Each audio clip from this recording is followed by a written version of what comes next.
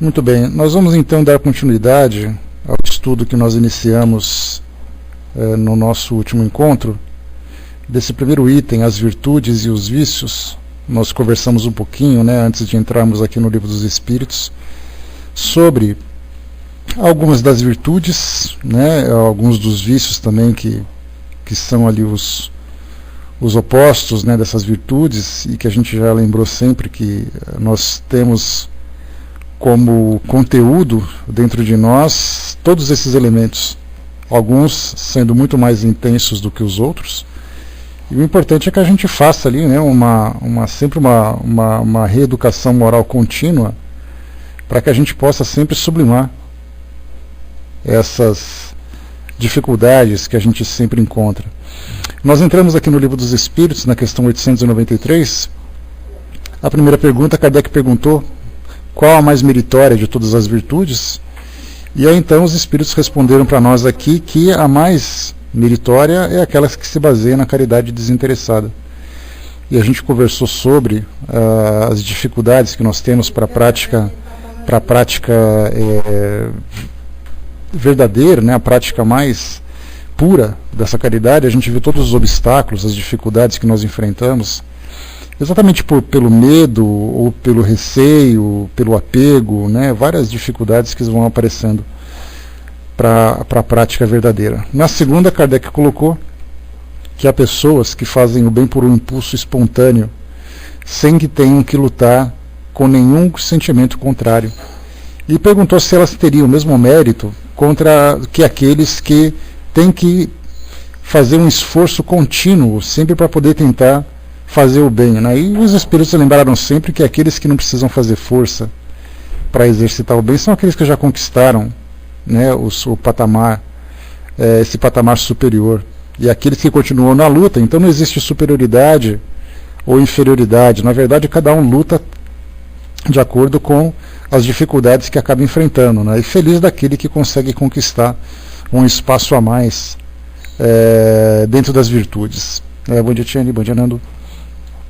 Aqui na questão 895, que é que a gente vai entrar hoje, Kardec já começa colocando, então, agora entrando nessa parte mais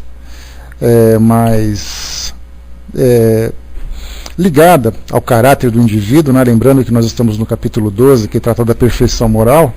Então, para falarmos de perfeição moral, nós precisamos inicialmente, Kardec foi muito sensato na organização do Livro dos Espíritos, quando ele coloca que para você falar de perfeição moral, você precisa primeiro conhecer quais são as virtudes e quais são as dificuldades, e de que forma é que nós podemos aplicar isso no nosso dia a dia, para poder entender quem é virtuoso, quem é vicioso, quem tem mais habilidade para poder lidar com as dificuldades, quem ainda tropeça nas próprias fraquezas.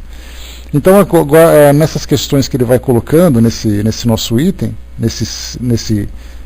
desse capítulo, ele vai agora exemplificando várias e várias situações onde a gente pode fazer uma análise do nosso próprio comportamento diante de situações semelhantes, já que nessa vida de relação que todos nós temos, certamente já nos deparamos com várias encruzilhadas ali em que foi difícil a gente escolher a direção a seguir.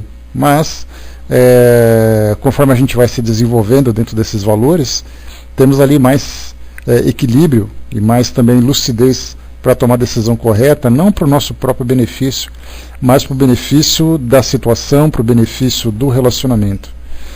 Questão 895, então. Kardec pergunta: à parte os defeitos e os vícios sobre os quais ninguém se enganaria, qual é o indício mais característico da imperfeição? Aqui é interessante porque Kardec fala que é muito fácil, bom dia, Ana, que é muito fácil você identificar um indivíduo vicioso quando ele se encontra no meio do erro que ele praticou, quando ele se encontra no meio daquela situação problemática que ele mesmo criou. Então a gente pode imaginar, por exemplo, alguém que cai na corrupção, alguém que cai na traição, alguém que cai na agressividade, alguém que entra na crítica. Então é muito fácil a gente dizer assim, olha, aquela pessoa está equivocada porque ela está se comportando dessa forma. Então nós identificamos o indivíduo com facilidade pela sua ação. Mas tirando essa parte da ação, porque nem sempre a gente encontra pessoas, lembramos disso, que demonstram na prática as suas imperfeições morais, como é que nós podemos entendê-la como sendo alguém ainda nessa condição de imperfeição, sem a demonstração dessa ação? Os espíritos respondem então, né, qual é o indício mais característico da imperfeição? O interesse pessoal. As qualidades morais são geralmente como a adoração de um objeto de cobre, que não resiste à pedra de toque. Um homem pode possuir qualidades reais que a fazem para o mundo um homem de bem, mas essas qualidades, embora representem um progresso, não suportam em geral a certas provas, e basta ferir a tecla do interesse pessoal para se descobrir a fundo. O verdadeiro desinteresse é de fato tão raro na Terra que se pode admirá-lo como um fenômeno quando ele se apresenta. O apego às coisas materiais é um indício notório de inferioridade, pois quanto mais o homem se apega aos bens deste mundo, menos compreende o seu destino. Pelo desinteresse, ao contrário, ele prova que vê o futuro de um ponto de vista mais elevado. Então aqui tem bastante coisa para a gente conversar. No início, quando fala que as qualidades morais são geralmente como a adoração de um objeto de cobre, que não resiste à pedra de toque, ele lembra que quando a gente pega um objeto de cobre e faz ali, né, aquela pintura de ouro, aquela pintura dourada por fora, a gente vê apenas aquela embalagem, a gente vê apenas o exterior. E aí então a gente tem as admirações, né, que aquela pessoa realmente ela demonstra grandes qualidades, que ela demonstra muitas virtudes, demonstra toda a sua nobreza, mas pelo fato dela mascarar as suas imperfeições, demonstrando através de algumas atitudes virtudes, lembra sempre que quando se submete à pedra de toque, ou seja, quando ela se submete às dificuldades, aos desafios realmente da vida que ela leva, ela começa a mostrar que ela não é tão virtuosa como aparenta. E nós vemos muito isso no nosso próprio comportamento. A gente procura sempre ter aquela postura equilibrada, aquela postura sensata. Nós, em especial, que fazemos estudos contínuos a respeito do entendimento da nossa natureza, do entendimento do nosso caráter, qual é a melhor forma da gente se comportar nessa ou naquela circunstância. Então a gente procura sempre fazer com que as nossas melhores ações sejam praticadas nos relacionamentos que nós estabelecemos. Mas isso não significa necessariamente que nós já atingimos a condição de pessoas realmente equilibradas, realmente depuradas de todas as imperfeições morais que traziam. Porque, na verdade, quando nós nos submetemos, por exemplo, a um debate, a uma discussão, a um problema qualquer, nós começamos a ver então que aquela nossa força moral não é tão resistente como nós imaginamos. Isso porque nós tentamos, mas não conseguimos. Mas o maior problema que nós enfrentamos é exatamente aqueles que colocam-se naquela postura de equilíbrio, de sensatez, muito mais para poder coletar, para poder colher ali os elogios e colher o reconhecimento, sem que haja de fato uma transformação interior, sem que de fato ele tenha trabalhado para fazer com que aquela reforma íntima, aquela reforma moral que ele precisa fazer, tenha sido completa, ou pelo menos iniciado muitas vezes. Então, aparentemente, aquela máscara de bondade, mas interiormente ainda carregando muitos vícios. E isso é muito comum nos nossos tempos de hoje, principalmente porque quando nós vemos nas nossas relações, esse tipo de conduta, esse cartão de visita que nós apresentamos dessa face de bondade, ela é muito mais aceita, é um cartão de visita muito mais apresentável do que realmente você mostrar o seu caráter com todos os seus vícios e dificuldades. Então nós usamos aquela máscara social para a aceitação, mas nos esquecemos de fazer a transformação interior. Isso, genericamente, o mundo hoje se apresenta dessa forma. As pessoas têm uma postura diante da sociedade e intimamente, digamos assim, pelas costas, do seu lado oculto, ela continua alimentando ainda aqueles vícios. O grande objetivo de nós estudarmos uma filosofia como essa é exatamente isso. Nós entendemos que certamente o esforço para demonstrarmos essa face equilibrada, essa face sensata e virtuosa para as pessoas, para o mundo que a gente vive, nos nossos relacionamentos, realmente é necessário. É um esforço muito válido. Entretanto, ele só tem validade se esse esforço estiver embasado na real vontade de se transformar. Seria mais ou menos como nós vemos hoje no sistema econômico do nosso planeta, onde os países, por exemplo, eles só podem emitir uma nota, uma quantidade de notas de dinheiro no mercado, se ele tiver o lastro da mesma quantidade de ouro dentro dos seus cofres. Porque, do contrário, se ele começa a lançar dinheiro sem que tenha garantia que aquele dinheiro tem validade, caso, por exemplo, a gente queira fazer um resgate ou fazer com que aquilo se torne um patrimônio para nós, se não houver essa reserva dentro dos bancos, dentro dos governos, isso acaba sendo simplesmente papéis lançados ao vento. É a mesma coisa, quer dizer, o nosso esforço ele tem que estar sustentado pelo real esforço de transformação interior, e isso ninguém vê. Porque esse é um sacrifício que nós fazemos por nós mesmos. Porque a gente interpretar um papel de bondade, isso é sempre muito fácil. Porque você se reveste de uma fantasia, você interpreta um papel mudando o tom de voz, dando aquele sorriso tranquilo, sereno, aquele olhar, muitas vezes cheio de doçura, de brandura, mas que na verdade dentro de você mesmo tem um vulcão em ebulição ali dentro. Então, estudando uma doutrina como essa, a gente aprende não apenas por que fazer, mas aprende também como fazer, através dos exemplos, através das tantas e tantas reflexões a que nós nos colocamos, a que nós nos submetemos. Quando nós estudamos um livro, estudamos um exemplo, fazemos ali um trabalho voluntário, principalmente porque nesse estímulo que nós recebemos do mundo espiritual, dizendo que fora da caridade não há salvação, bom trabalho, Cláudio. Bom dia, pessoal que chegou. Que fora da caridade não há salvação, significa exatamente isso, que o estímulo à prática da caridade, o estímulo à prática de um trabalho sem um interesse pessoal, serve exatamente para que a gente coloque em prática tudo aquilo que a gente aprende na teoria. A gente abre um livro, ele está falando sobre amor ao próximo, muito bonito tudo isso. Amor ao próximo, caridade, fala sobre amar, que os homens devem se amar como irmãos, que a gente deve estender a mão para aquele que é mais necessitado, que o mais forte deve favorecer, deve trabalhar, lutar para defender os mais fracos e tudo mais. São frases de efeito que a gente vê o tempo todo na literatura e que a gente ouve o tempo todo nos estudos. Mas que isso perde completamente o seu valor se por acaso ele continuar apenas dentro dessa teoria, que nós devemos amar ao próximo. Só que na verdade a única forma de nós exercitarmos esse amor ao próximo é quando nós nos sacrificamos. Porque até mesmo dentro dos nossos relacionamentos a gente fala assim, não, eu amo a minha família e tudo mais, mas eu espero que a minha família continue principalmente se esforçando para que eu viva bem.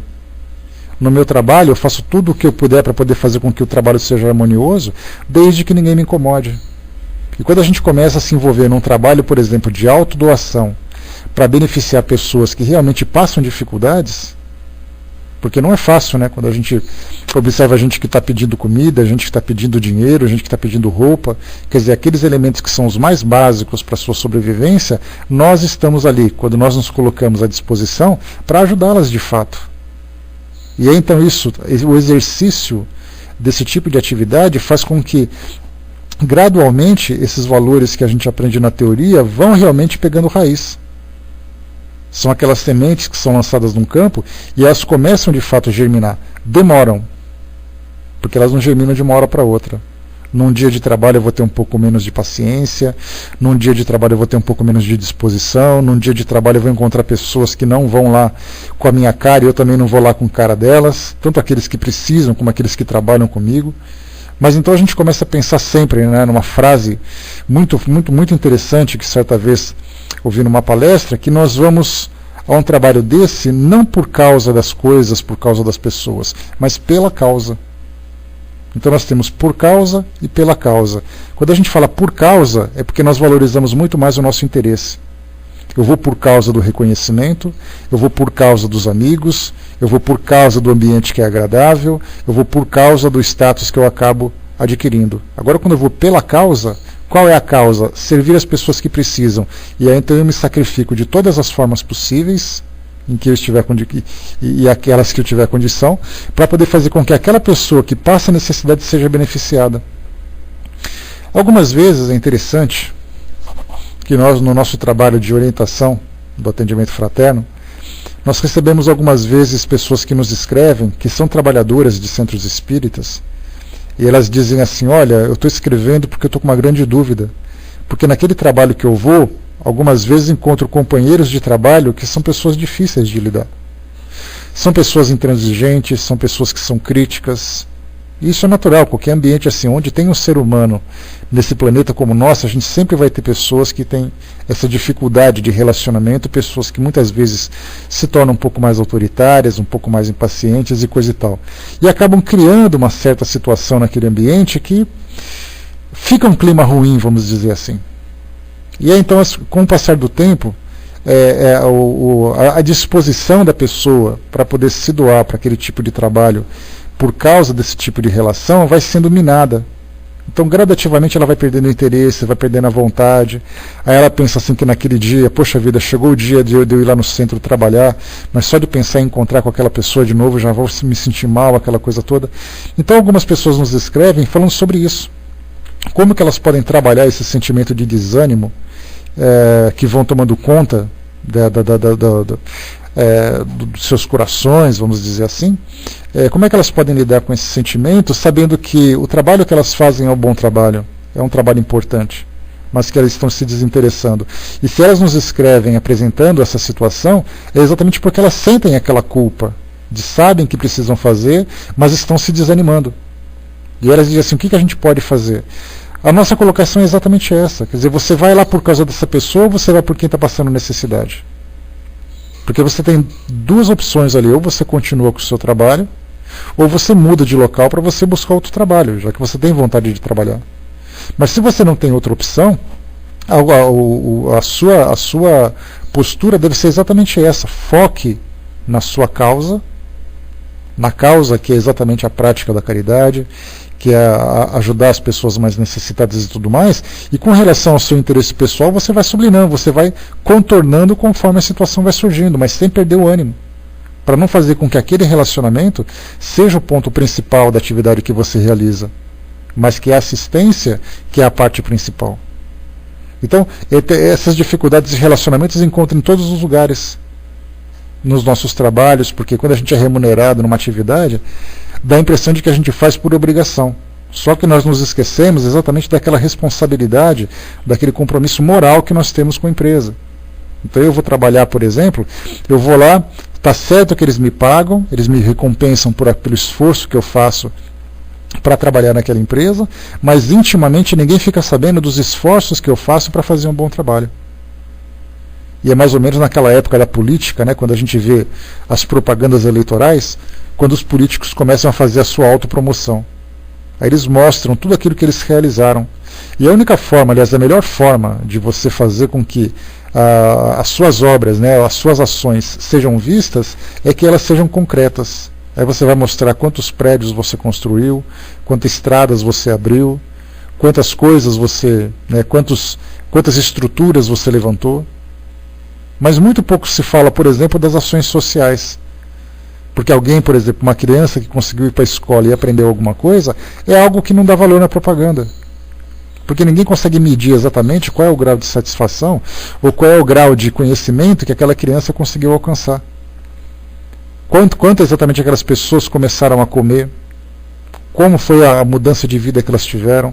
Isso são valores que não tem tanta importância numa propaganda como um edifício, uma estrada que você levanta. Então, na verdade, quando a gente fala sobre essa luta íntima que cada um trava para poder se transformar numa pessoa melhor, numa pessoa mais equilibrada, num espírito, digamos assim, num espírito mais elevado dentro da sua própria condição, isso é algo que somente você vai saber a sua própria consciência. Então assim, é aquela relação entre você e Deus, e mais ninguém.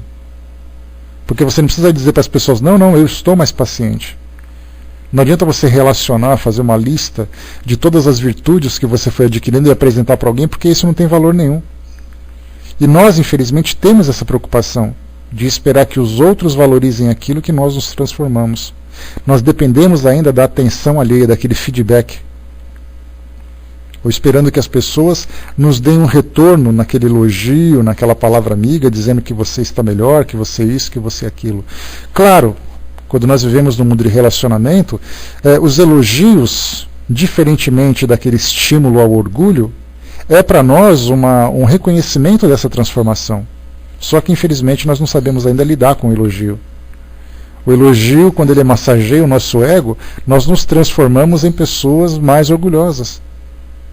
Sendo que, na verdade, o elogio devia ser exatamente aquele reconhecimento simples e humilde para mostrar que nós conseguimos alcançar mais alguma coisa. Então, nessas nossas relações, bom dia pessoal que chegou, nesses nossos relacionamentos a gente tem essa dificuldade de viver apenas conosco mesmo. A gente precisa ter o reconhecimento das pessoas. A gente precisa ser bem aceito por todo mundo. Algumas vezes tem também pessoas que dizem assim, eu faço de tudo que eu posso, mas ninguém reconhece. Esse tipo de reconhecimento, nós temos ali dois pontos de vista a analisarmos, né? Que muitas vezes você faz um esforço para fazer com que aquela relação, aquela situação seja melhor, mas as pessoas não fazem a parte dela. E isso é negativo, porque você se esforça para fazer com que o conjunto se torne equilibrado e alguém ali no meio acaba desarmonizando aquele conjunto. Esse é o primeiro ponto. Mas o segundo ponto é exatamente isso, quer dizer, você se coloca numa condição de pessoa de bem, de uma pessoa que deseja realmente contribuir para que aquele ambiente se torne melhor, e as pessoas não te elogiam, as pessoas não fazem nada. Aí já é uma questão de orgulho pessoal, porque ninguém fala para você aquilo que você se transformou. Mas a gente tem que sempre pensar nisso. Essa questão da consciência, ela é subjetiva, ou seja, cada um pensa a respeito de si mesmo, por si mesmo. A preocupação que a gente tem eu quero me transformar nessa pessoa porque eu quero realmente. E Kardec aqui nesse capítulo ele fala para nós numa situação interessante que muitas vezes a gente se transforma numa pessoa de bem com um objetivo. Esse objetivo acaba sendo, de certa forma, aquela moeda de troca. E a gente percebe que sempre era assim. Dentro das religiões tradicionais, aqui do mundo ocidental principalmente, qual é exatamente ali a ideia que se tem da nossa relação com o mundo espiritual? É aquela história assim, eu tenho que me transformar numa pessoa melhor para ir para o paraíso, ou senão eu vou para o inferno. Então, na verdade, o estímulo que eu tenho para poder me transformar é exatamente aquilo que eu vou receber ou deixar de receber. Quando a doutrina espírita começou a ser difundida, nós modificamos aquela ideia do céu e do inferno para aquela questão do plano espiritual superior ou das regiões umbralinas, que é aquela parte temida, né, na literatura, daquilo que permeia assim na nossa mente. A gente pensa assim, eu tenho que me transformar numa pessoa melhor porque eu não quero ir para esses lugares ruins, eu quero ir para um lugar bom. Então a gente continua ainda trabalhando, esperando uma recompensa. Sendo que, na verdade, quando nós adquirimos um grau de consciência mais elevado, a gente faz o bem porque sabe que é certo. Eu tenho que fazer isso porque é assim que eu tenho que fazer. Eu tenho que fazer isso porque são os meus princípios que me fazem fazer isso. E nós tivemos um exemplo muito interessante essa semana, que mostrou um casal de moradores de rua que devolveram uma quantia significativa para os donos. Chamaram a polícia, encontraram 20 mil reais em moedas, né, em notas, em dinheiro, né, lá jogados na rua depois de um assalto, e eles pegaram esse dinheiro, chamaram a polícia identificou o dono e devolveu. E a gente pergunta assim, mas o que passou pela cabeça daquelas pessoas de devolverem esse dinheiro? Sendo que, de um modo geral, as pessoas que encontram dinheiro tão fácil assim, nessa quantidade, rapidamente a gente guarda, leva para casa e tudo mais. Mas eles devolveram. Por quê? O que eles esperavam exatamente receber? A gente não sabe. Mas a princípio a gente imagina que eles simplesmente se comportam dessa forma porque eles lembraram, conforme o depoimento de um dos do homem, né, desse casal, ele disse assim: olha, eu devolvi porque eu aprendi com os meus pais que eu não devo pegar aquilo que não me pertence. Simplesmente assim. Então a gente vê assim que é uma questão de princípio, não é uma questão de troca. Então, de um modo geral, a gente vê que as pessoas se comportam dessa forma. Eu faço isso, eu quero ser bom porque eu quero ir para o céu. Tá, mas e se você não for para o céu? Ah, então eu não preciso ser bom. Sendo que na verdade é assim: olha, e se você não for para o céu? Não tem problema, eu quero continuar agindo dessa forma porque eu sei que é a forma certa. Eu quero continuar agindo assim porque eu aprendi a agir dessa forma, porque eu sei que essa é a forma correta, porque eu sei que os meus princípios me mandam fazer isso. E é isso que a gente tem que estimular dentro de nós, para fazer com que a gente haja certo pela consciência de agir certo. Não importa qual tipo de reconhecimento que a gente vai ter, que tipo de elogio a gente vai receber, que tipo de destino a gente vai ter. Esse é o nosso princípio, e é ele que tem que ser fortalecido cada vez mais. Essa ideia da troca, essa ideia da barganha com Deus, assim: olha Deus, eu vou ficar bom, igual aquela questão da promessa, né? Eu vou parar de comer chocolate se meu time ganhar o campeonato. Aí Deus olha para nós, dá aquela coçadinha na cabeça e fala: tá bom, vai, então vai, continua vivendo a sua vida que a gente espera você crescer um pouco mais. Porque é assim que a gente se comporta ainda. A Vaninha lembrou aqui, né? Isso é no normal, né? O que deveria ser notícia é o fato de roubar ou não devolver, né? É aquilo que nós colocamos, Vaninha, no item anterior. Né? Aqui no anterior, ele coloca para nós assim, ó, aqui na questão 894, ele diz assim, ó: mas sabei que nos mundos mais avançados que o vosso, isso que entre vós é exceção, se torna regra. O sentimento do bem se encontra por toda parte de maneira espontânea, porque são mundos habitados somente por bons espíritos, e a única intenção má seria neles uma exceção monstruosa. Olha que interessante. Então a gente vê assim que, conforme a gente vai convivendo com pessoas que já adquiriram esse tipo de valor, essa conduta que hoje para nós, né, um espetáculo, acaba se tornando um chamativo para a mídia acompanha, começam a aparecer os voluntários, né, os mecenas, né, para patrocinar a vida daquela pessoa, para fazer com que ela seja menor. Num ambiente onde existem esses valores que são mais sólidos, só de você pensar em não devolver, todo mundo olha para você e fala: mas você não vai devolver? Você pensou em não devolver? Você sentiu vontade de não? É então que a gente vê, né, a distância que existe entre aquilo que nós vivemos hoje na humanidade e aquilo que nós esperamos naquele futuro melhor. E é essa promessa que se tem. Nós vamos viver num mundo melhor. Aí todo mundo fica esperando o trem passar para a gente embarcar e levar a gente para um mundo melhor, sendo que a gente se esqueceu que somos nós que vamos fazer com que o mundo seja melhor.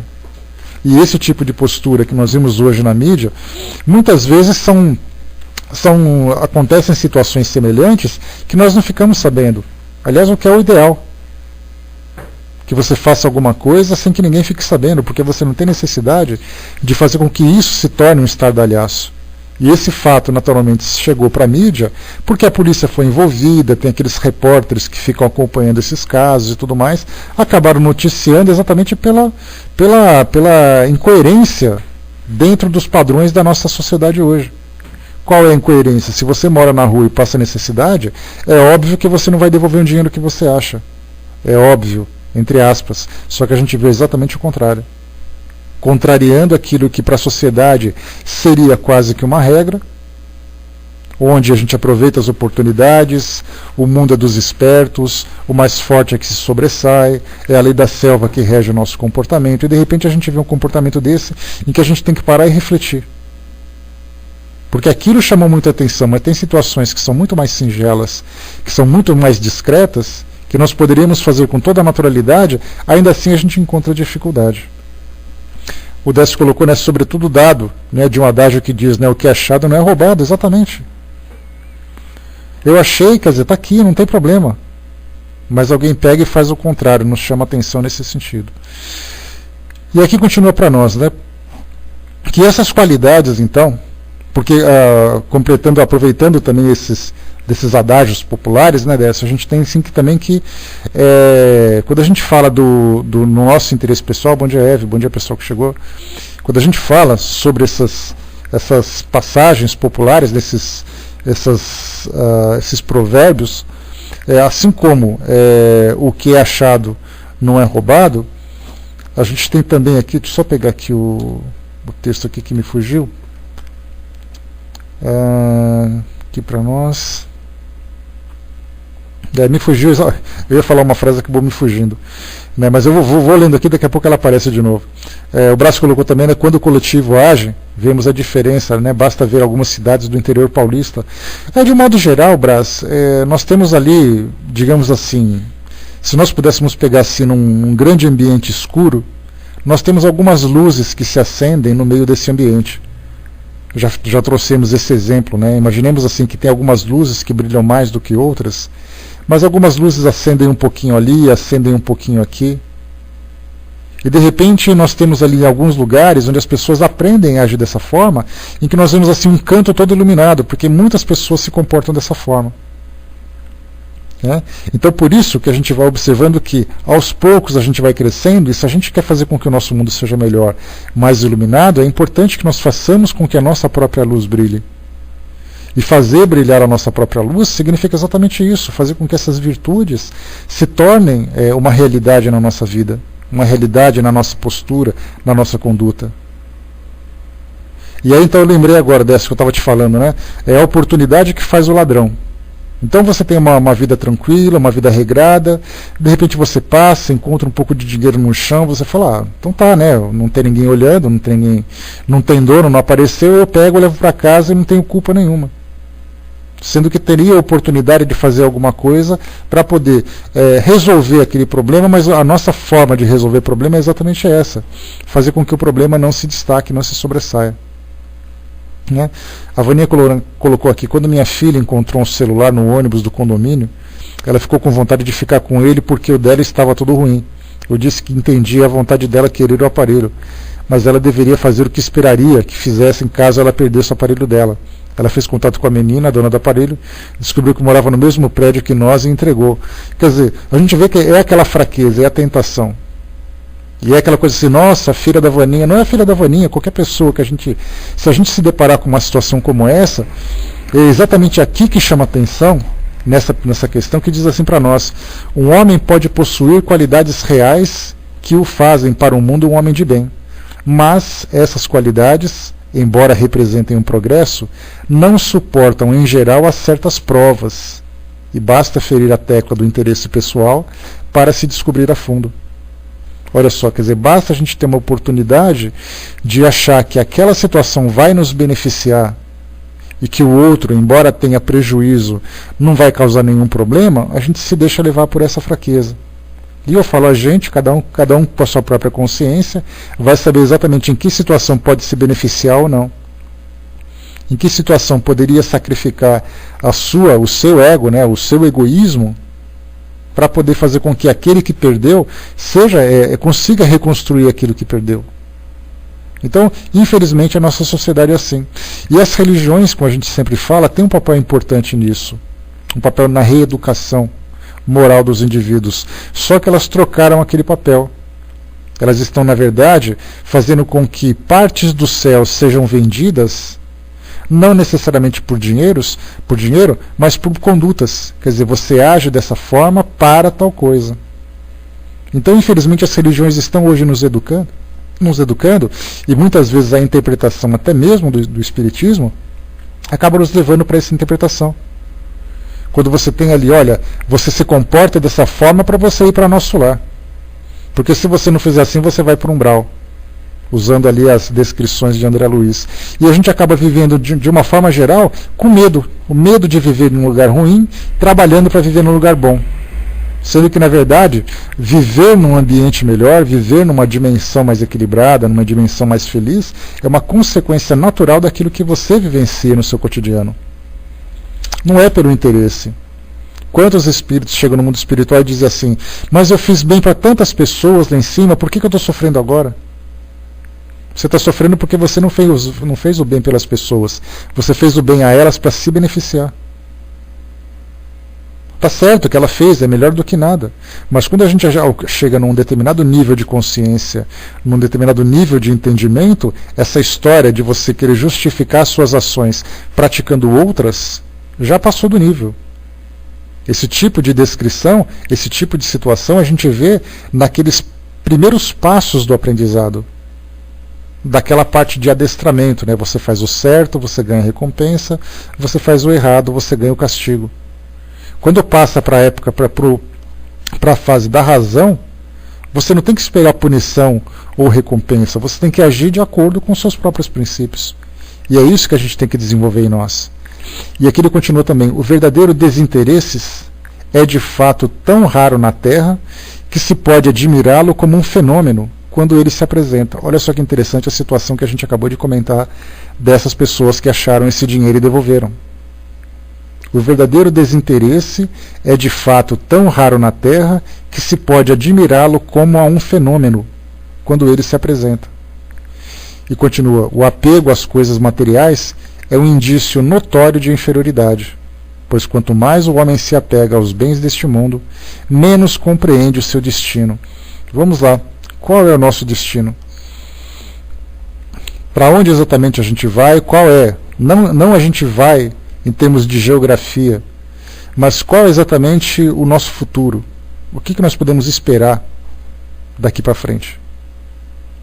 Qual exatamente, qual será a condição de vida que nós teremos daqui a algumas décadas, daqui a alguns séculos?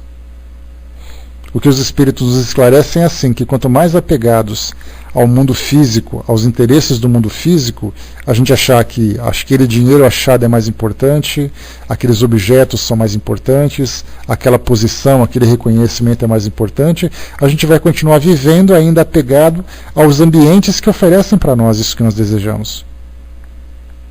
Se eu quero me sentir importante, eu vou viver num mundo onde as pessoas vão me fazer sentir importante. Só que isso, na verdade, nada mais é do que uma ilusão característica de um mundo material como o nosso.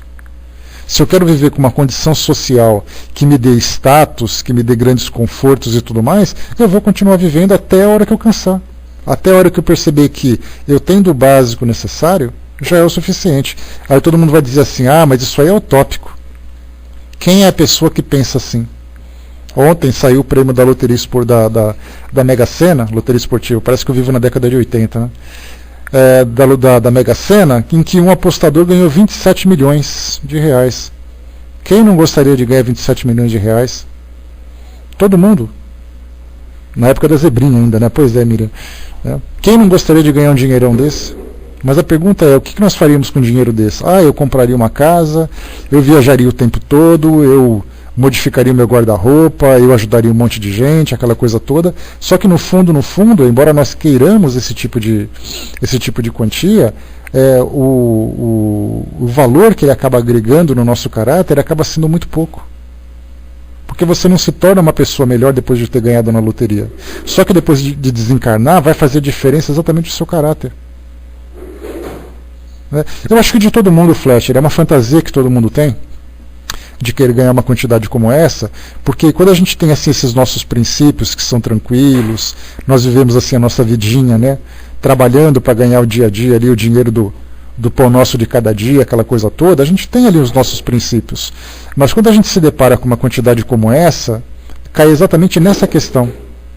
Nós demonstramos um determinado tipo alguns tipos de qualidades morais, que quando você se depara com uma quantidade de dinheiro como essa, você se transforma. Na verdade, você não se transforma, você se mostra como aquilo que você é. Porque então você vai se deparar com interesses de outras pessoas, não por você, mas por aquilo que você tem.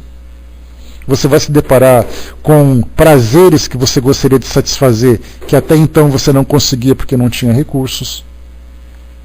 E aí então, com o passar do tempo, você vai se transformando numa pessoa exteriormente muito bem apresentável, né? Com umas roupas caras, com uma casa muito bonita, com o seu carrão, com o seu relógio, com suas maquiagens, com suas roupas de grife e tudo mais. Só que por dentro você se endureceu cada vez mais. Porque você se tornou mais orgulhoso, o seu exterior demonstrou exatamente o seu interior. Você se achou mais importante pela roupa que você vestiu. Você se achou mais importante pelo carro que você tem. Que na verdade você continua se achando importante. E esse tipo de importância, de alta importância que a gente dá, mostra exatamente isso.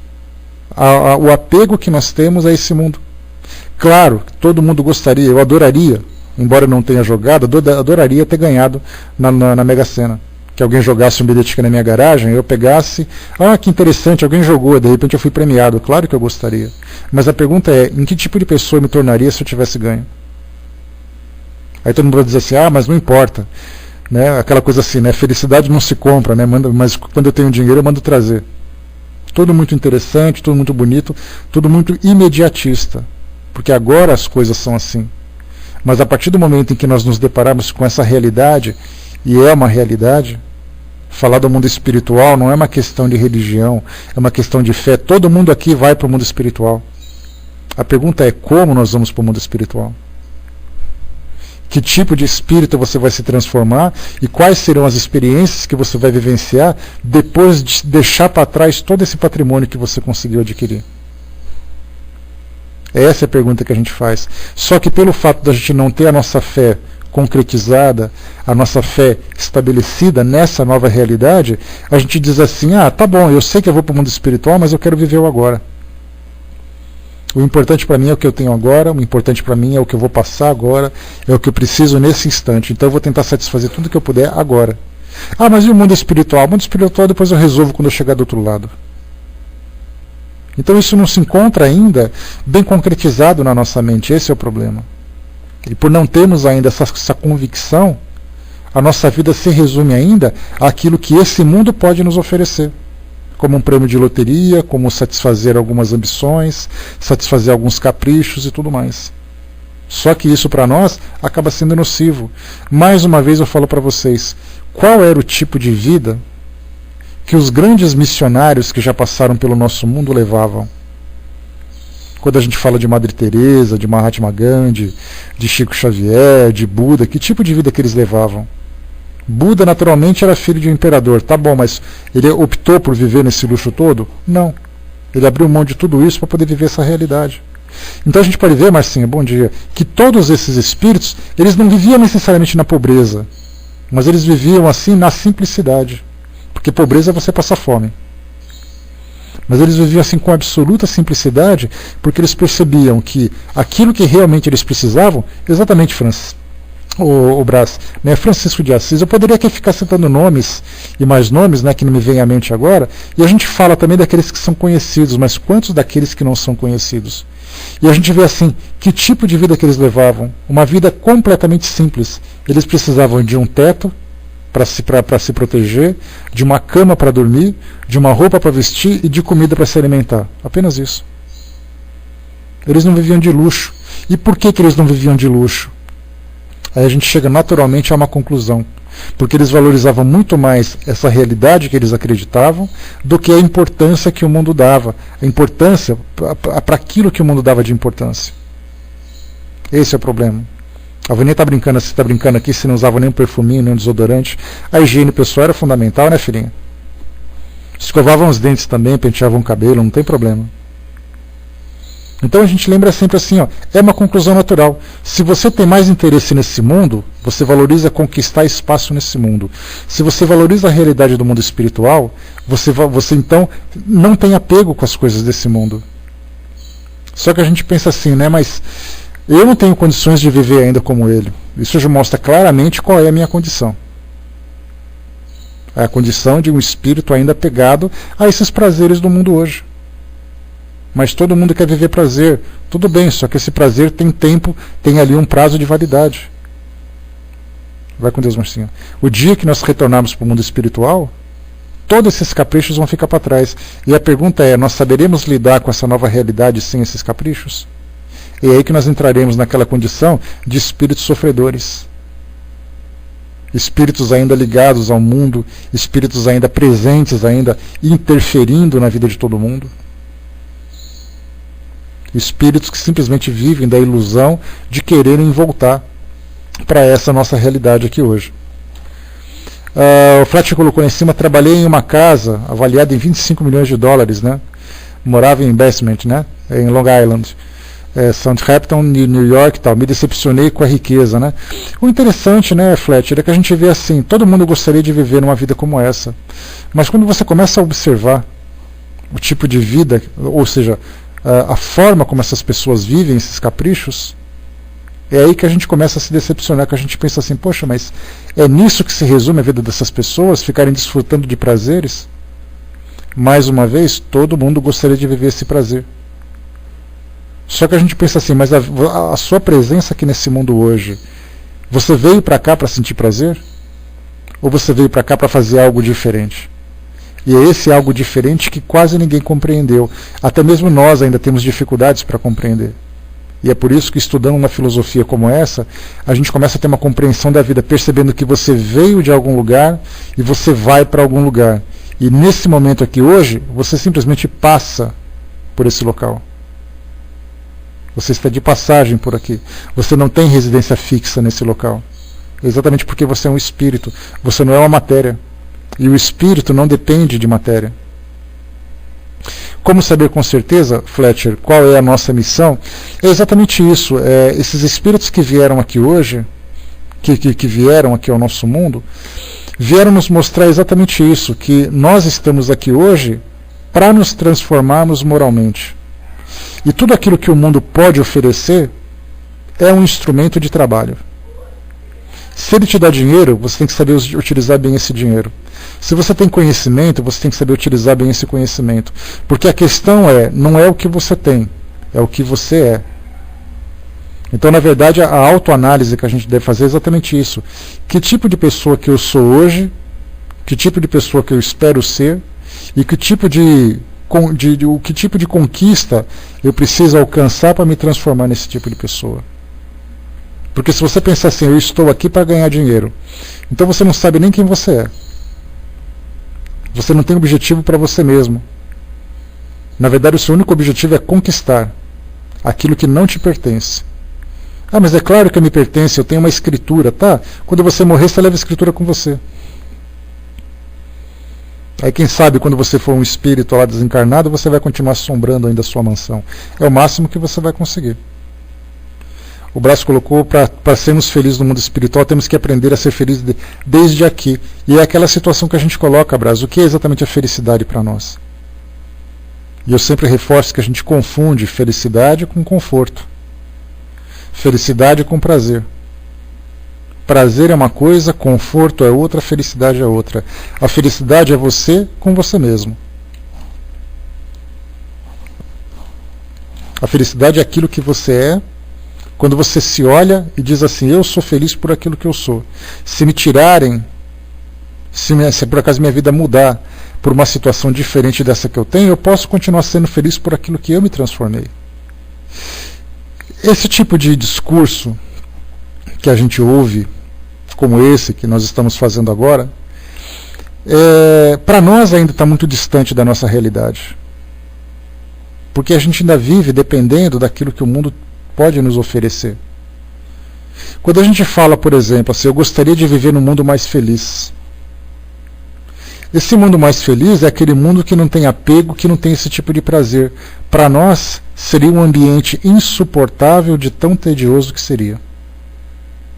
Porque nós estamos habituados a fazer o quê? A acordar, trabalhar, ir para o shopping center, fazer compra, viajar, coisa e tal. No mundo espiritual é você por aquilo que você é e pelo trabalho que você é capaz de realizar. Apenas isso. Para nós ia ser insuportável. A gente ia chegar e falar assim, olha, obrigado, eu conheci aqui a felicidade de vocês, mas eu posso voltar lá para o meu mundo? Lá é muito mais interessante do que aqui. Lá as novelas têm intrigas, as novelas têm sensualidade, as novelas têm pancadaria, as novelas são muito mais legais do que vocês ficarem falando de amor e caridade o tempo todo aqui. Eu não suporto mais isso. Eu quero voltar e ver lá as atrizes rolando escada, puxando o cabelo uma da outra. Acaba se resumindo nisso. O tipo de vida que nós temos hoje, ainda é um tipo de vida muito ligado a essas sensações. Por isso, quando a gente fala sobre tudo isso, dá a impressão de que a gente está falando de uma fantasia, de um mundo de faz de conta. E não é. Esse mundo de faz de conta, na verdade, é o futuro que nós nos transformaremos, mas nós temos que aprender a viver desse jeito. A gente tem que aprender a viver dessa forma. A gente tem que se desintoxicar desses vícios que nós adquirimos aqui no mundo como esse. E essa desintoxicação faz falta. E esse sofrimento, quando a gente perde alguma coisa, por exemplo, alguém perdeu o seu patrimônio e comete suicídio, um espírita vai para o mundo espiritual e deixa a sua herança para trás, ele passa por uma fase de abstinência extremamente dolorosa e perturbadora, porque ele não consegue se desprender daquilo que ele tinha. Espíritos ligados a viciações das substâncias, as viciações da sexualidade, as viciações do comportamento na sociedade. Quando você vai para um ambiente onde todos esses comportamentos devem ser contidos, muitas vezes a gente chega à loucura. Eu preciso de qualquer jeito xingar alguém. Não, aqui infelizmente você não vai poder xingar ninguém. Ah, mas então eu vou xingar você mesmo. Pronto. A pessoa precisa fazer isso. É uma necessidade que ela tem, é uma necessidade que nós temos, porque nós aprendemos a viver dessa forma durante milênios.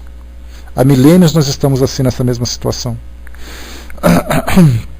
Deixa eu ver aqui, né? O Flat colocou, né? Daqui a 1000 anos, se chegar lá.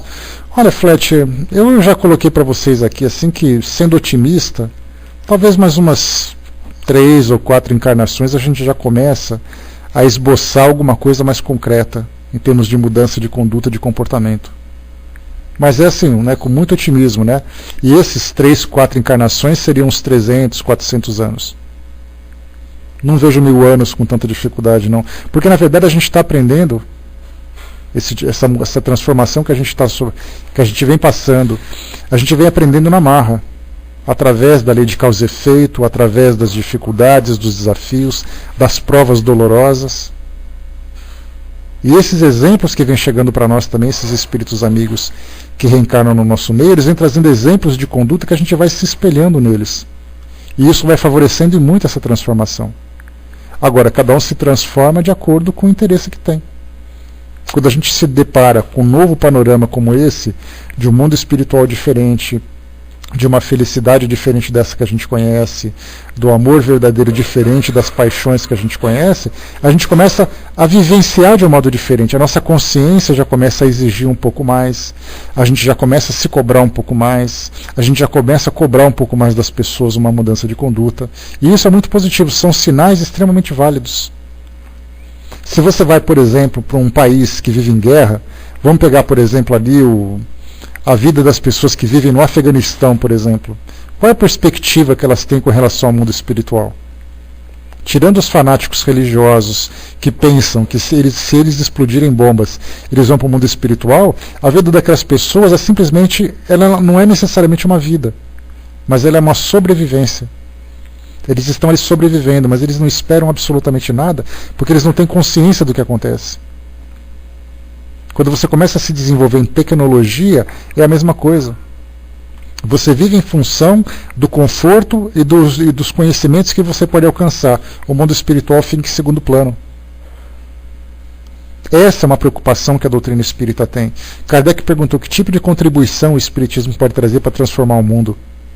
Os espíritos responderam, esclarecendo as pessoas, mostrando para elas essa realidade. E aí então nós naturalmente vamos modificar o nosso comportamento. A Miriam colocou, eu convivo com 2 pessoas, né? Uma é rica e usa seus bens com bom senso e auxilia sempre. A outra vive de Bolsa Família, usando para comprar bebida e reformar a casa, né? A ferramenta é divina, mas a escolha sempre será nossa, não tem jeito. Exatamente, né? E aquilo que você tem, que você não sabe usar, um dia você não vai ter. Exatamente são essas provas difíceis que a gente observa no nosso mundo hoje. O Eduardo colocou, bom dia Eduardo, e lá não tem como disfarçar, tudo é revelado. No mundo espiritual você é o que você é. Não tem máscaras, não tem enganação. A gente lembra sempre que o nosso caráter no mundo espiritual é como se fosse um cheiro. Eu acho que é uma forma mais fácil da gente identificar. Quando eu chegar no mundo espiritual vocês vão sentir o cheiro que eu tenho. Se é um cheiro agradável ou se é um cheiro catinguento, né? Aquele cheiro insuportável. Aí vocês vão se aproximar de mim e falar assim, nossa André, mas você parecia ser uma pessoa tão boa, com esse cheiro que você tem aqui, você não é nada disso. É exatamente aquilo que vai acontecer. a gente vai se identificar pelas vibrações. E as nossas vibrações não tem como mascarar. A gente vai usar ali os nossos trapos, mostrando uma aparência exterior de luxo, de riqueza, de bondade, mas que no fundo, as nossas vibrações, que é a nossa identidade moral, que são a nossa identidade moral, elas vão mostrar exatamente aquilo que nós somos. E aí então, por essas vibrações, nós seremos atraídos para as dimensões compatíveis com a nossa natureza. Não tem como enganar. Essa identidade te mostra claramente aquilo que você é. A Fletcher colocou: quando eu vim para os Estados Unidos, eu esperava outra coisa, como saber o que esperava me esperava depois.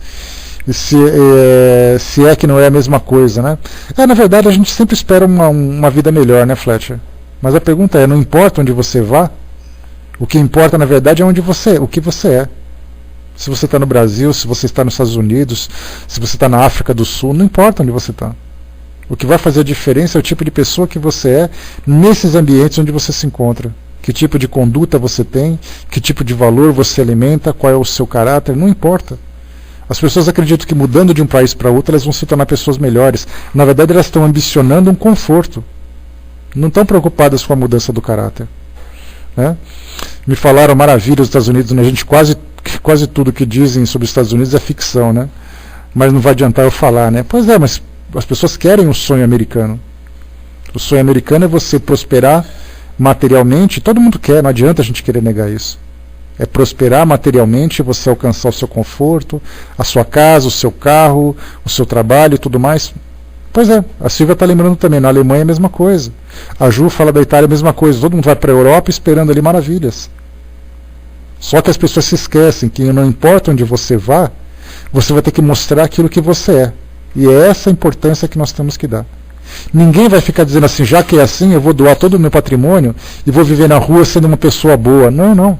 O patrimônio que você tem é um instrumento de trabalho. Você vai ter que saber fazer bom uso dele. Se você foi agraciado ou amaldiçoado com um prêmio de loteria, depende exatamente daquilo que vai causar em você, essa loteria vai ser um instrumento de trabalho que você vai ter que utilizar exatamente para poder transformar o seu caráter. Essa é a diferença. Para nós aqui, só para darmos mais um avanço, bom dia Francis, bom dia pessoal. Pelo desinteresse, então, ao contrário, ele prova que vê o futuro de um ponto de vista mais elevado. E é esse ponto de vista que a gente tem que ainda que desenvolver, já que nós nos parecemos míopes, né? Alguns são cegos, outros são míopes. Melhor daquele que é míope, né? Pelo menos ele enxerga alguma coisa. Então a gente vem gradativamente aprendendo, né? Aprendendo aquilo que a gente vai, né? Aprendendo aquilo que a gente vai conhecendo sobre esse novo ambiente, conhecendo sobre esse novo mundo, e vamos nos adaptando a ele desde agora. Questão 896, só para a gente aproveitar esses 10 minutos finais aqui. Né? Vamos lá. Há pessoas desinteressadas, mas sem discernimento, que prodigalizam os seus haveres sem proveito real, por não saberem empregá-los de maneira razoável. Terão por isso algum mérito? Olha só o que nós colocamos agora. Muitas vezes, quando fala pessoas que prodigalizam os seus haveres, são aquelas pessoas que desperdiçam o seu patrimônio. Então vamos supor que eu sou detentor de um patrimônio, eu tenho dinheiro, eu tenho um trabalho que me proporciona esse recurso todo, e aí então, para dizer que eu estou fazendo bem, eu fico jogando dinheiro à toa. Fico gastando dinheiro com pessoa para cá, com pessoas para lá, fazendo isso, fazendo aquilo, sem nenhum tipo de controle. Simplesmente com aquela ideia: não, eu peguei ali parte do meu salário e comprei um monte de objetos, de alimentação, de brinquedos, de roupas, e doei para aquelas pessoas. Aí todo mundo vai dizer: mas que beleza isso que ele fez. Mas a pergunta era: será que ele usou bom senso para saber aproveitar bem esse recurso que ele tem? E ele também, da mesma forma, né, coloca para nós aqui: terão algum mérito nisso? Olha a resposta: tem o mérito do desinteresse, mas não o do bem que poderiam fazer. Se o desinteresse é uma virtude, a prodigalidade refletida é sempre, pelo menos, uma falta de juízo. A fortuna não é dada a alguns para ser lançada ao vento, como não o é para outros para ser encerrada num cofre. é um depósito de que terão que prestar contas, porque terão de responder por todo o bem que poderiam ter feito e não fizeram, por todas as lágrimas que poderiam ter enxugado com o dinheiro dado aos que na verdade não estavam necessitados. Então a gente gasta dinheiro simplesmente à toa, né? Transformar a esmola em salários, né? A palavra de Kardec é exatamente para isso, né? Para fazer com que a doação que você faça seja realmente um benefício para aquele que recebe. Essa é a parte mais importante daquilo que a gente observa nessa questão de você ter recurso. Porque Kardec considerava na época, lembra que ele vivia num ambiente intelectualizado, eram pessoas que com muito conhecimento naquela época, consequentemente pessoas que tinham um bom padrão de vida. Daí então a necessidade que ele tinha de abordar desde aqueles miseráveis que pediam esmolas em Paris naquela época, porque a gente lembra que a mendicância um tipo de atividade das mais antigas do mundo. Talvez só perca para a prostituição, né, como se diz, que é a profissão mais antiga do mundo. Então naquela época ele observava aqueles que eram os pobres, mas observava também aqueles que eram abastados. E nós tínhamos pessoas ali que simplesmente não tinham apego nenhum com o dinheiro, que jogava dinheiro fora. Ah, quer tal coisa? Toma, compra. Quer aquele dinheiro? Toma você também. Aí vai se desfazendo, sendo que ele poderia utilizar aquilo de um modo muito mais proveitoso. Tinha que ter, porque é uma realidade, né, Ju? As lições de todos, desde os mais pobres até os mais ricos, as pessoas medianas, não adianta. Tinha que abordar essas situações, porque são essas as realidades do mundo hoje. Daí então que mostra para nós que a importância de valorizar isso tudo. Nós temos uma cultura aqui no nosso mundo que diz que somente as pessoas pobres terão ali espaços no céu. Né? Somente os mais simples, os mais humildes alcançarão o reino dos céus. E por causa dessa interpretação, mostra exatamente isso, né? Que você deve se desfazer do seu patrimônio, porque no luxo que você vive faz com que você se torne um espírito apegado à matéria. E, consequentemente, você não vai conseguir. Exatamente, o buraco na agulha. Quer dizer, você tem que se libertar de tudo para passar somente em você. E todo o seu patrimônio tem que ficar de fora. Só que, na verdade, os espíritos também nos chamam a atenção para um detalhe que, durante muito tempo, nós não entendemos. Que mostra que se você... Né, exatamente ali, né, foi o que foi lembrado agora pelo Eduardo. Né, é mais fácil, né, um camelo passar por um buraco da agulha do que um rico no reino dos céus. Quando a gente observa os ensinamentos dos espíritos, que nos falam exatamente da riqueza material, ele lembra para nós assim, que o dinheiro, de um modo geral, ele é neutro. Somos nós que vamos dar direcionamento para eles. Quando você fala de alguém, de um empresário, por exemplo, todo mundo diz assim, não, ele é um empresário muito rico, ele não vai para o reino dos céus. Só que na verdade a gente lembra o seguinte, a responsabilidade que esse empresário tem de gerar riquezas para famílias que dependem daquele tipo de trabalho.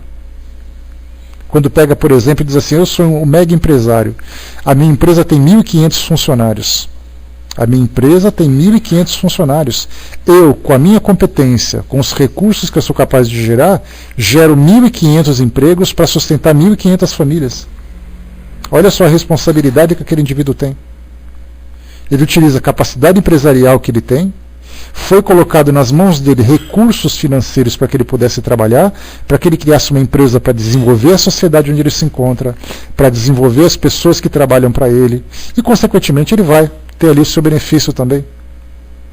Mas daí imaginar que pelo fato dele ser rico, porque todo mundo pensa em ser rico, ninguém pergunta como ele se transformou em rico, como ele criou aquela riqueza. Na verdade, muitas vezes trabalhou arduamente, trabalhou duramente para poder conquistar aquele patrimônio que ele teve. E ele continua desfrutando daquela riqueza, mas a empresa dele também continua gerando riqueza para os funcionários. E aí todo mundo diz assim, não, somente as pessoas humildes que vão para o reino dos céus. Muitas vezes esses humildes são essas pessoas que vão ficar mendicando também no mundo espiritual.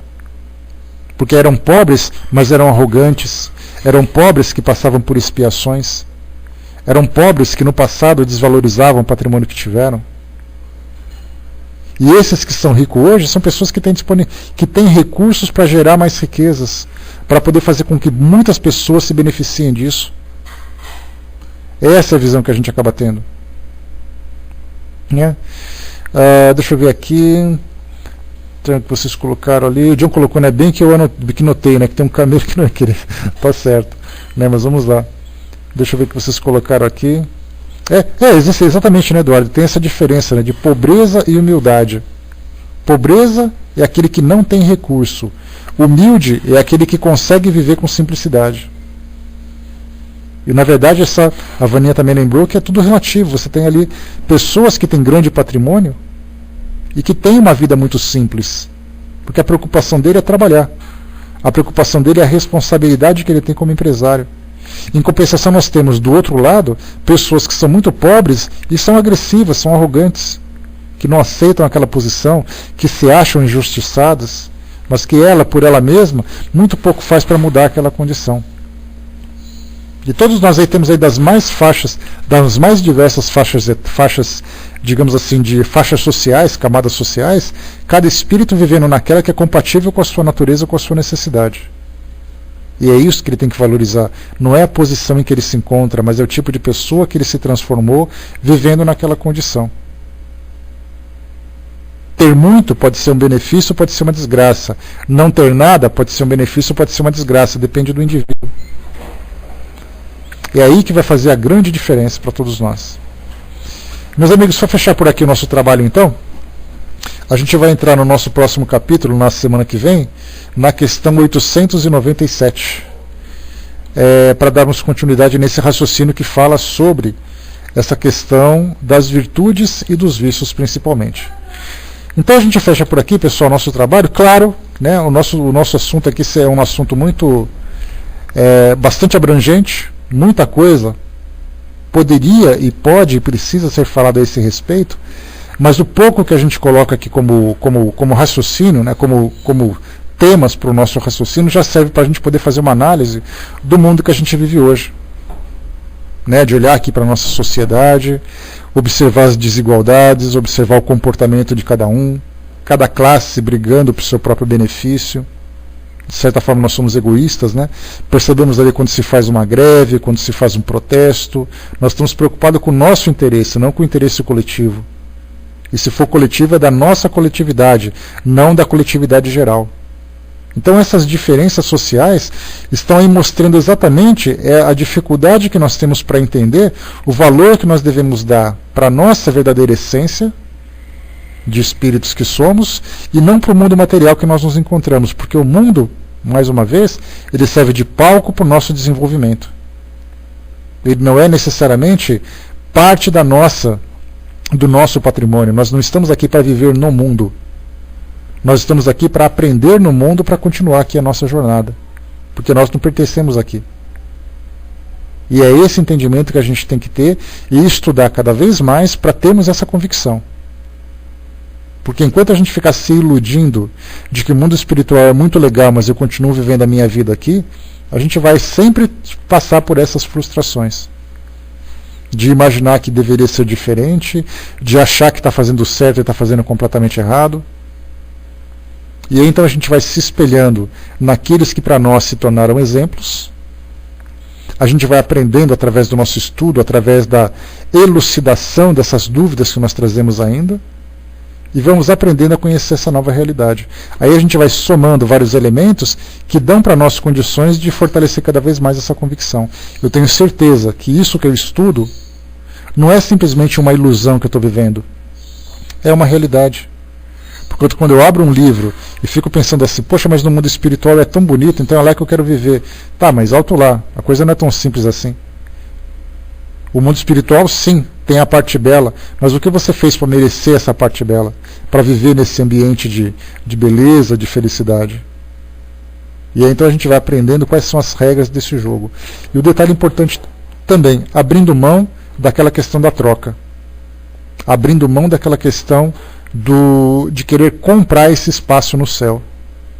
Porque enquanto a gente fala, sempre faz aquela crítica, né, dizendo que as pessoas dão dinheiro para as instituições para poder comprar um pedaço no céu, nós simplesmente compramos o nosso pedaço do céu por aquele comportamento fantasioso, aquele comportamento superficial. Eu ajo dessa forma porque eu sei que lá no futuro vai ser assim. Estou fazendo a mesma troca. Enquanto um faz um sacrifício de um lado, o outro faz sacrifício do outro, mas sempre esperando alguma coisa. Essa que é a parte mais importante, né? Bom, fechando por aqui então o nosso trabalho, pessoal. A gente encerra, vou passar para o Eduardo, que vai fazer para nós aqui o encerramento. E na próxima terça-feira a gente continua, né, aqui o nosso estudo. Só a Marcela colocou para nós, né, agora essa questão de vibração é muito relativa, porque tem pessoas que não são do nosso nível de vibração e estão sempre a nos procurar. Olha, só o fato de estarmos no mundo hoje, Marcela, são pessoas do mesmo nível, né? A diferença é que nós temos um pouquinho mais, um pouquinho menos de diferença de um do outro, mas a questão não é simplesmente assim, que tipo de pessoas que elas são, mas a pergunta é, que tipo de pessoas nós atraímos? É essa a questão que nós temos que colocar. Que tipo de pessoas que nós atraímos para perto de nós? E se nós atraímos, é porque nós estamos errados, não elas. Esse é o problema. Fechando por aqui então, vou passar para o nosso amigo Eduardo, que vai fazer um encerramento para nós. Depois a gente volta. Pode subir, Eduardo. Isso, continua terça-feira, Fletcher, porque o estudo desse livro, amanhã a gente volta para cá, né? A gente volta, na outra terça-feira a gente dá continuidade a esse nosso tema, desse livro, exatamente, isso. Tá? Porque atraímos, a gente tem que buscar se conhecer, né, Tina? É difícil a gente trazer uma resposta. Algumas vezes é o nosso modo de sentir, é a nossa carência. Algumas vezes a gente se torna pessoas que não são seletivas, a gente simplesmente precisa de alguém do lado, mas a gente não tem condições de escolher quem está do nosso lado. E então a gente abre as portas da nossa mente, a gente abre as portas do coração e entra quem estiver na frente. Então, na verdade, é essa carência que deixa a gente vulnerável. E aí então as pessoas vão se aproximando e tudo mais. Quando a gente se torna seletivo, e essa seletividade deve ser baseada não apenas nos nossos próprios interesses, mas de modo geral, é isso que acontece. Muita gente fala sobre isso para nós, Tina. Por que só aparece desgraça na minha vida? Por que só aparece pessoas, homem problemático, mulher problemática na minha vida?